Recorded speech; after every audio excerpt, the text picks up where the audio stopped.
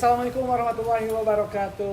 Alhamdulillahilladzi arsala rasulahu bil huda wa dinil haqqi yuzhirahu 'ala dini kulli wa kafa billahi shahida. Wa asyhadu an la ilaha illallah wa asyhadu anna Muhammadan abduhu wa rasuluhu la nabiyya ba'dah. Allahumma shalli 'ala sayyidina Muhammad wa 'ala ali sayyidina Muhammad abdika nabiyikal ummi wa 'ala alihi washabihi wa barik wasallam.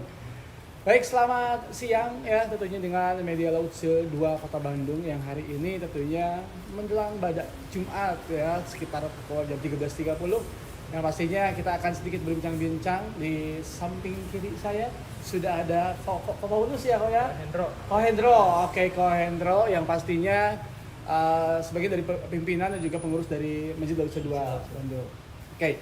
Kok menarik sekali tentunya siang hari ini tentunya juga seluruh warga masyarakat Kota Bandung khususnya se-Indonesia pasti ingin tahu nih ya sejarah Masjid Laut 2 ini seperti apa yang tentunya sering sekarang marak juga menjadi wisata di Kota Bandung yang saya lihat ya. Oke, boleh sedikit ceritakan kok sejarah Masjid Laut 2 Kota Bandung ini. Oke, silakan Kok. Jadi akhir 96 itu Lause Pusat yang di Jakarta ingin melebarkan sayapnya untuk ada cabang di Bandung. Oke. Nah, kemudian pada akhir 96 itu saya ditawarin oleh teman-teman untuk mengadakan sebuah yayasan baru, Yayasan forum yayasan baru yang cabang dari pusat. Nah, kemudian dari 96 itu mulailah terbentuk, kita ngumpul-ngumpul cari beberapa rekan-rekan yang basicnya Chinese dan mualaf gitu ya. Oke. Karena kan memang ini lembaga dakwah kepada dakwah non muslim, walaupun tidak kepada hanya Chinese, pada seluruh suku bangsa di Indonesia, apapun dia suku bangsanya, ya kita dakwah untuk mendakwahkan Islam. Nah, jadi akhir 96 itu mulailah kita mengontrak sebuah masjid, ada posisinya di tengah sini ya, di tengah kita Tamblong 27. Tamblong 27. Ya, jadi awalnya itu Tamblong 27 itu ngontrak. Oh, awalnya ngontrak Pak ya. Nah, jadi mungkin masjid pertama yang ngontrak Betul di ya. Indonesia Unik itu juga. baru Masjid Lause. Oke. Nah, jadi awalnya itu ngontrak, dapat sekian tahun, mungkin 5-6 tahun baru bisa kita coba membeli. Baik. Nah, jadi awalnya sebetulnya hanya buat sebuah ruangan untuk kesekretariatan. Ya, kantor sekretariat. Tapi kalau lama-lama kok dirasakan kita anggota yang datang sini perlu sholat. Akhirnya kita buat musola. Baik. Oke. Nah, setelah dari musola itu ternyata kok dari orang luar pengen ikutan juga sholat. Gitu. Masya Allah ya. Nah, Oke. ya dari situ kita buat, kenapa nggak coba dijadikan masjid? Jadi kantor buat sekretariat itu diperkecil sekecil mungkin, sehingga akhirnya ruangan sholat lebih besar. Okay. Nah, jadi pada saat itu pertama kali kita mengadakan sholat Jumat sampai detik hari ini. Itu juga pertama kali sholat Jumat itu karena ruangannya kecil, paling hanya muat beberapa orang, nggak nyampe paling 100-an lebih ya. Nah, kemudian karena terus berkembang, akhirnya di depan trotoar, di depan ruko-ruko itu penuh diisi. Oke. Ya, begitu. Baik, jadi sejarah panjang ya Pak Hendro ya. Jadi begitu sangat nyentrik gitu, terus terinspirasi bahwa Masjid Laut 2 ini adalah awalnya dari Jakarta mungkin. Jakarta. Ya. Berarti kayak Alfa Indomaret ya, ada cabangnya ya. Kayak masjid lain mah nama hampir beda-beda. Ini mah ada Laut 1 mungkin ya. Laut 1 di Jakarta. Oke. Di Bandung. Baik. Dan tadi sudah sempat disampaikan sama Ko Hendro juga sempat kontrak ya selama bertahun-tahun dari tahun 96 mungkin ya. 96. Berarti sekarang sudah puluhan tahun Laut 2 ini berdiri.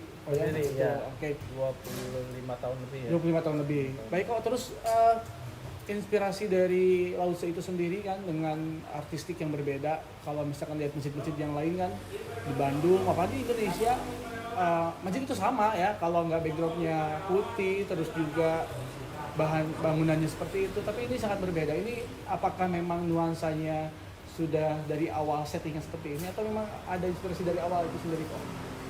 Jadi memang pertama kita berdakwah kepada kalangan Tionghoa, itu memang fokusnya awalnya di situ karena orang-orang Tionghoa ini maaf sangat jauh dari Islam gitu ya. Oke.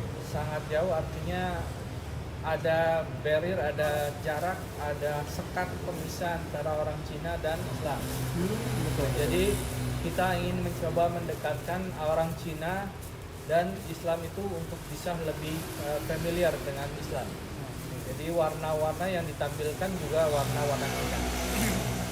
Nah, ini memang terbukti karena ketika pertama kali saya mendirikan masjid itu dan ada satu orang namanya Ko Awi, pada saat itu dia sudah mau masuk Islam, orang Chinese, Cina Toto gitu ya.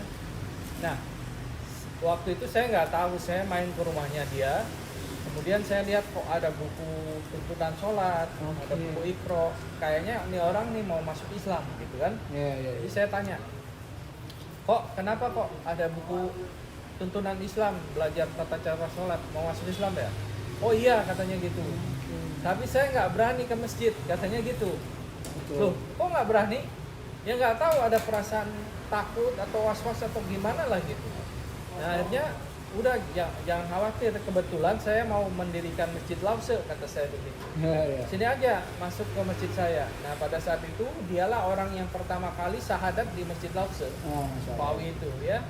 Nah, jadi dari sini kita melihat bahwa orang Cina itu takut untuk datang ke masjid dan ke masjid pada umumnya.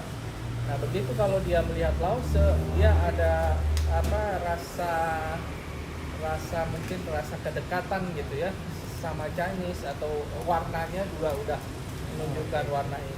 Jadi merupakan wadah khusus ya, sebenarnya wadah khusus biar para mualaf ataupun yang Tionghoa masuk Muslim itu seperti tidak diasingkan mungkin ya, karena sudah 25 tahun ini juga mungkin sudah cukup banyak Pak ya orang yang masuk Muslim di masjid ini. Lihat saya di media hampir setiap hari Jumat atau hari Minggu itu selalu ada. Iya, setiap tahun tuh ada 50 sampai 60-an orang. Dari 40 sampai 60-an orang lah rata-rata. Nah, jadi kemarin itu kita mau mulai lagi mengelis mualaf itu biar rapi catatannya. Baru dari tahun 17 kita rapikan gitu. Jadi mualaf itu kita kasih nomor penomoran. Dari tahun 2017 itu udah ada 200 di 40-an lah mungkin sekarang. Baik. Oke kok, yang pastinya juga kita ingin share juga nih kegiatan apa yang sudah dilakukan dari Masjid Lause 2 ini. Apakah ada kajian khusus untuk para Muslim Tiongkoknya ataupun dari para mualafnya? Ada naungan wadah apa yang nantinya berjenjang silaturahim di Masjid Lause 2 ini? Ya, tahap awal memang kalau buat yang non-muslim mereka akan konsultasi tentang Islam. Konsultasi tentang Islam, dilanjut belajar kalau dia mau melanjutkan ke tahap berikutnya, yaitu belajar tentang mengenal Islam. Mengenal Islam, ada juga mengenal ilmu perbandingan agama. Nah, dari situ setelah dia syahadat, dia mulai syahadat, kita bantu kalau dia belum hitan, kita bantu hitan. Kemudian selanjutnya tahap belajar, tiap minggu mualaf ini belajar di sini bersama-sama. Jadi tiap minggu ada 50 sampai 60 orang mualaf yang belajar di Masjid Lause. Baik, pemirsa yang pastinya seluruh jamaah ataupun yang di Kota Bandung dan juga se-Indonesia, di Masjid Lause 2 itu ternyata yang masuk Muslim itu ternyata sudah ada tahapan dari awal sebelumnya, yang ada konsultan untuk ngobrol dulu sejarah Islamnya ataupun yang ingin belajar ternyata sudah mempersiapkan itu dulu ya kok ya. Yang pastinya bagi non-Muslim ataupun yang jangan ragu, jangan takut, dan boleh bersilaturahim di sini untuk ngobrol-ngobrol dulu, yang pastinya untuk mencari tuntutan ilmunya mungkin. Intinya kita nggak pernah memaksakan orang untuk memeluk agama Islam. Kita hanya memperkenalkan ini loh, Islam itu rahmatan lil alamin. Begini konsep-konsep Nabi tentang agama, tentang kehidupan. Ternyata Islam itu sangat sempurna gitu ya, bahkan Islam itu rahmat buat seluruh alam.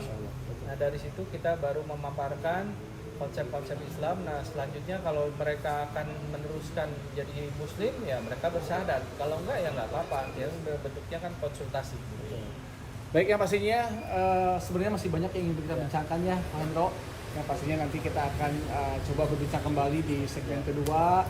Yang pastinya sejarah Laut Sedua Bandung ini menjadi salah satu wadah untuk para non-muslim yang ingin belajar di agama Islam, dan pastinya juga banyak sekali para pengunjung-pengunjung ya di Masjid Laut Sedua Bandung. Silakan bisa langsung main ke sini ya di Jalan Tamblong nomor 27 dengan nuansa artistik yang sangat berbeda ya. Nanti juga bisa ketemu dengan Ko Hendro di sini ya, ngobrol bersama dan juga banyak tuntutan ilmu untuk agama Islam di Masjid Laut Sedua Bandung. Terima kasih Ko Hendro atas waktunya. Sama-sama. Sampai jumpa kembali nanti ya. Sama-sama. Baik, atur nuhun buat pemirsa yang pastinya kita kembali lagi nanti di segmen berikutnya.